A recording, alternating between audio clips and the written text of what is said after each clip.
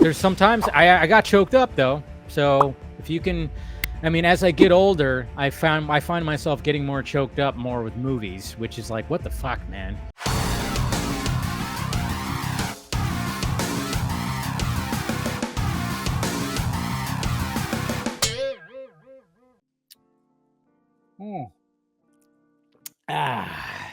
If imaginary friend, I guess you could say that's what if means, or what if, as they say it.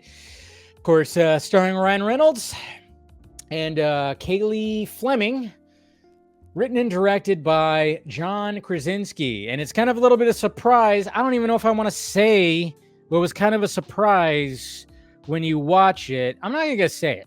I'm not even going to say it because, no, I'm not going to say it because the trailers are like, okay.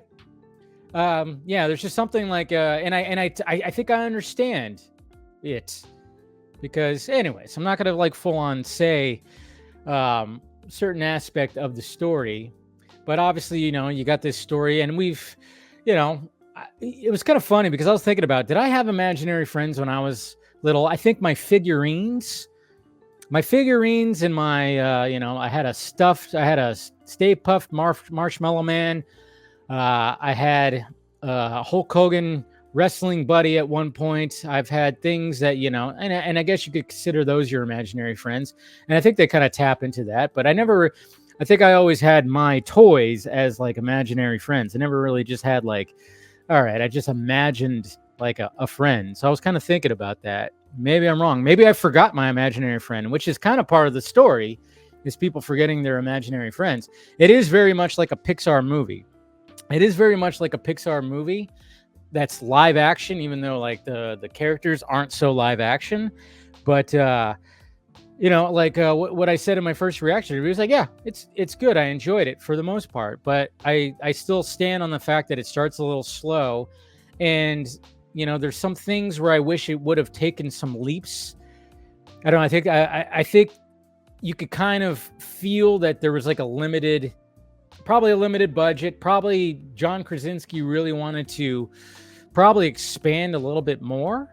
And so he had to kind of work with what he had to work with. And he does a good job with it. I mean, Krasinski's a talented person. And you could tell he put his heart and soul in this. You could tell that there's, having children himself, I think he has daughters, that this was very near and dear to his heart. And I think the funnest part was just all the different characters and trying to guess who was voicing said characters. That's what me and Mama Film Junkie, we had like fun trying to guess like these characters. But at some points I was like, I wish it was, I don't know. I think some of the humor just didn't hit with me, and I was hoping for it. And I was sitting there trying to guess stuff, and he did throw me off because I was guessing things, certain aspects, when it came to the story, that I was like, oh, I bet you this is this.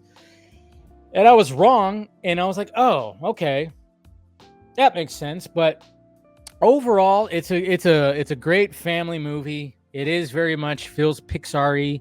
And I think sometimes, I still kind of think maybe they should have went full on Pixar, but then at the same time, it's like, there's too many Pixar movies, and maybe some people will try to like associate it with like Toy Story or Inside Out or something like that. I don't know.